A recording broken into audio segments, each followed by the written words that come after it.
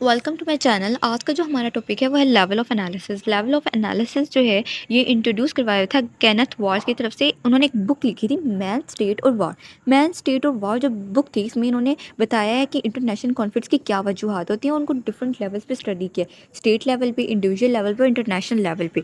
तो उसको देखते हैं कि अगर इंडिविजुअल लेवल की बात करें तो इंडिविजुअल लेवल जो है इसके अंदर वन मैन परसेप्शन है कि जैसे कि अथॉरिटेरियन रजीम होते हैं उनमें वन मैन डिक्टेटरशिप है, उनमें वन मैन रूल है, डिसीजन मेकिंग जो है वो सारा एक सेंट्रलाइज्ड है। एक ही जो शख्स है वो सबकी किस्मत के फैसले कर रहा है। उसके जो मोटिवेशंस है, उसके पर्सनल बिलीव्स हैं, वो ही जो है उसमें सबसे ज़्यादा मैटर करते हैं। अगर हम इराक की एग्जांपल है, इराक इन्वेजन और कुवैत, तो इसके अंदर हम देखें कि जो सद्दाम हुसैन है उनकी नेचर डिफाइन की गई है कि बहुत ही एग्रेसिव नेचर है, उनकी रिस्क टेकिंग नेचर है। इसके अलावा पर्सनल कंसेप्शन उन्होंने क्रिएट किए हुए थे कि यूएसए जो है द स्टेट्स जो है उनके खिलाफ कॉन्स्पिरेशन कर रही हैं, साजिश कर रही हैं। तो एक पर्सनल बिलीफ था उनका, यही वजह है कि जो वार की तरफ उनको लेके जाता है। तो risk taking nature, obviously aggressive nature, जैसे अगर हम हिटलर की एग्जांपल लें तो एग्रेसिव नेचर की बात की जाती है, तो डिक्टेटरशिप है। तो हमने इसमें देखना है कि इंडिविजुअल लेवल पे, इंडिविजुअल स्टडी के अंदर हमने देखना है एक शख्स जो है वो वो वजह बन रहा है एक वार की तरफ जाने की। सो इंडिविजुअल लेवल पर एनालिसिस के अंदर हम ये देखेंगे कि एक बंदा जो है उसकी मोटिवेशन, उसके पर्सनल एम्बिशंस जो हैं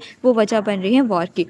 इसके अलावा state level analysis, state level of analysis जो है इसके अंदर ये देखा जाता है कि जो इंटरनेशनल सिस्टम है वो किस तरह से स्टेट के बिहेवियर को चेंज कर रहा है। स्टेट का जो अगर हम बात करें तो स्टेट के अंदर डिस्ट्रीब्यूशन ऑफ पावर होती है। डिस्ट्रीब्यूशन ऑफ पावर के साथ साथ डिस्ट्रीब्यूशन ऑफ डिसीजन मेकिंग भी होती है। स्टेट के अंदर सिर्फ लीडर के साथ साथ जो है वो बाकी और भी इदारे होते हैं, जैसे कि अपोजिशन है, नॉन स्टेट ग्रुप्स हैं, नॉन स्टेट एक्टर्स हैं, सब नेशनल गवर्नमेंट्स हैं, जैसे कि एक डिसेंट्रलाइज्ड गवर्नमेंट है, उसके अंदर बाकी जो प्रोविंसेस हैं उनको भी सुनी जाती है, उनको भी देखा जाता है, उनके मुताबिक जो है फॉरेन पॉलिसी की जाती है। अगर एक किसी प्रोविंस को इशू है तो उसको मलूज़ी खातिर रखा जाता है, उसकी भी सुनी जाती है। तो एक डेमोक्रेटिक रजीम के अंदर, गवर्नमेंट के अंदर ये सारी चीज़ें बहुत मैटर करती हैं। आपके प्रोविंसेस आपके डिसीजन मेकिंग के अंदर इन्वॉल्व होते हैं। तो ये स्टेट लेवल एनालिसिस के अंदर ये फैक्टर्स बहुत ज़्यादा इंपॉर्टेंट होते हैं। इसके अलावा स्टेट लेवल एनालिसिस के अंदर हमने मटीरियल डायनेमिक्स भी देखनी है, जैसे कि साइज़ ऑफ कंट्री, कंट्री का साइज़ क्या है, कहाँ है, कितनी पॉपुलेशन है, क्या रिसोर्सेज है।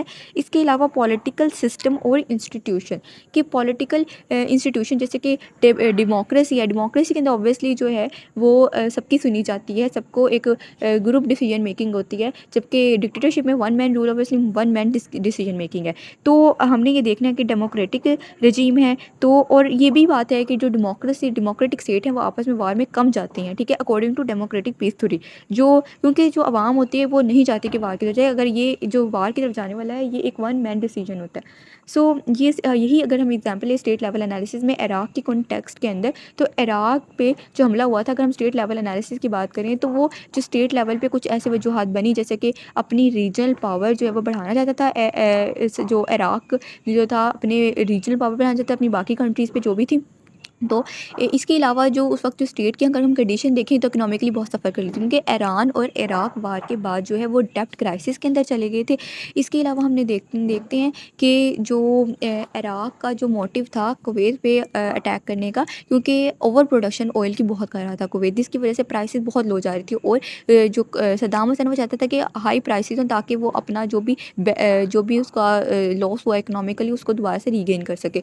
तो इसलिए वो इतने ऑयल प्रोडक्शन, जो ऑयल रिसोर्सेज है उस पर कब्ज़ा करना चाहता था कुवैत के, यही वजह से उसने अटैक किया। इसके अलावा अपनी जो रीजनल पे हेजमनी कायम करना चाहता था, यही वजह थी कि उसके 12 मना करने के बावजूद यूएस के या फिर दूसरी स्टेट्स हैं, उसने फिर भी जो है वो वार के अंदर रहा। ईरान और इराक वार का भी यही था कि उसके अंदर वो जो शियत रजीम है उसको पहले नहीं देना चाहता था, इसी वजह से जो है उसने अटैक किया। तो स्टेट लेवल ऑफ एनालिसिस के अंदर हम सारे फैक्टर्स देखते हैं, इकोनॉमी देखते हैं, बाकी और रीजनल हेजमनी देखते हैं। तो ये सारी चीज़ें स्टेट लेवल एनालिसिस के अंदर बहुत ज़्यादा मैटर करती हैं। आपकी जो आपने अपनी जो स्टेट को है उसको लेकर चलना है, किस तरह से आप उसकी प्रॉस्पेरिटी के लिए जो भी डिसीजन मेकिंग की जा रही है, तो वो ये सारी चीज़ें बहुत ज़्यादा अहमियत रखती हैं। इसके अलावा अगर आपकी अथॉरिटेरियन गवर्नमेंट है, क्योंकि आपका पॉलिटिकल स्ट्रक्चर भी बहुत ज़्यादा इंपॉर्टेंट होता है, तो ऑब्वियसली अथॉरिटेरियन जो गवर्नमेंट्स होती हैं वो ज़्यादा जो है वो वार की तरफ जाती हैं। इसके अलावा इंटरनेशनल लेवल एनालिसिस के अंदर देखते हैं, इंटरनेशनल लेवल जो सिस्टम है, इसके अंदर हमने देखना है कि इंटरनेशनल जो स्ट्रक्चर है, सिस्टम जो है, ऑर्गेनाइजेशन है, वो किस तरह इन्फ्लुएंस कर रही है स्टेट के बिहेवियर पे। स्टेट की जो डिसीजन मेकिंग है वो किस तरह से चेंज हो रही है इंटरनेशनल ऑर्गेनाइजेशंस की वजह से।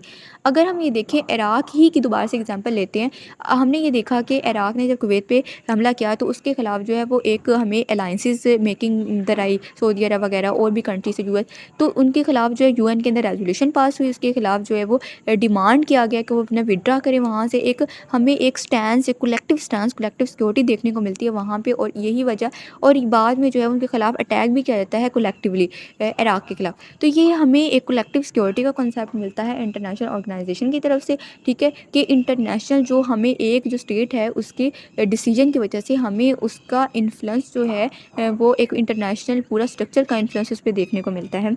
तो हमने ये देखा कि जो इसके अलावा इसकी कुछ शॉर्ट कमिंग देखें तो नेशनल एक्टर्स को ज़्यादा जो है वो डिस्कस करता है, इंडिविजुअल के रोल को बहुत ज़्यादा ये कॉम्प्रोमाइज़ कर देता है, ठीक है। इसके अलावा अगर हम सिस्टम चेंज की बात करें तो इसका एक क्रिटिक ये भी है कि सिस्टम चेंज हो हमेशा सिर्फ और सिर्फ इंटरनेशनल सिस्टम की वजह से नहीं होता, बल्कि स्टेट लेवल की वजह से भी होता है। मतलब कि अगर हम स्टेट पे रह के सोचें कि इकोनॉमिकली कंडीशन भी हो सकती है उसकी बैड, जिसकी वजह से उसके फाल का, जैसे अगर हम यूएसएस की एग्जांपल लें तो यूएसएस जो है उसके फाल की जो वजह है उसकी इकोनॉमिक कंडीशन भी थी। बेशक इन्वायरमेंटली इंटरनेशनली जो भी उसको थ्रेट्स फेस करने पड़े थे, इसके अलावा इसकी इकोनॉमिकली कंडीशन भी थी, तो हम उसको जो है उसको भी फरामोश नहीं कर सकते। तो इंटरनेशनल लेवल एनालिसिस के अंदर ये भी क्रिटिक शामिल है। इसके अलावा इसमें ये भी कहा जो स्टेट लेवल जो है, इंटरनेशनल लेवल इतनी डीपली स्टडी नहीं करता, जो स्टेट लेवल है उसके अंदर हमें in depth study, detailed comprehensive study करते हैं हम चीज़ों को, और हम देखते हैं उसका डिफरेंसेस, कंपैरिजन करते हैं डिफरेंट कंट्रीज़ के साथ। इसके अलावा हम ये देखते हैं कि गोल्स क्या थे, मोटिवेशंस क्या थे, कि एक जो कंट्री है उसकी नेशनल पॉलिसीज़ जो बनाई जा रही हैं उसके पीछे क्या गोल्स हैं, क्या मोटिवेशन। तो ये हम जो सारी चीज़ें हैं वो स्टेट लेवल एनालिसिस पे ही रह के सोचते हैं। इंटरनेशनल लेवल जो है वो इस चीज़ को नहीं देखता, जो कि सारी चीज़ें जो अगर हम इंटरनेशनल कॉन्फ्लिक्ट्स की वजह जो बन रही हैं वो चीज़ें देखनी चाहिए। सो अगर हम अगेन एग्जांपल जो है वो इसके अंदर बेस्ट है कि इंटरनेशनल जो भी हमें स्टांस देखने को मिला इराक के ख़िलाफ़, तो ये है कि इंटरनेशनल ऑर्गेनाइजेशंस जो हैं आपको किस तरह से जो है वो काउंटर कर रही हैं, क्योंकि आप जो भी आपको डिसीजन मेकिंग कर रहे हैं फ़ॉरेन पॉलिसी के अंदर, आपको देखना है कि ऑन द इंटरनेशनल लेवल इसके क्या कॉन्सिक्वेंसेस आपको फेस करने पड़ सकते हैं, क्योंकि आप जो है आपको फिर उस चीज़ के अंदर रह के according to international law, according to international relations जो आपको कायम करने हैं, तो आपको सारी चीज़ें जो है वो साथ लेके चलनी पड़ती हैं। तो ये इंटरनेशनल सिस्टम का काफ़ी ज़्यादा इन्फ्लुएंस होता है on the decision making of the national actors on the state actors.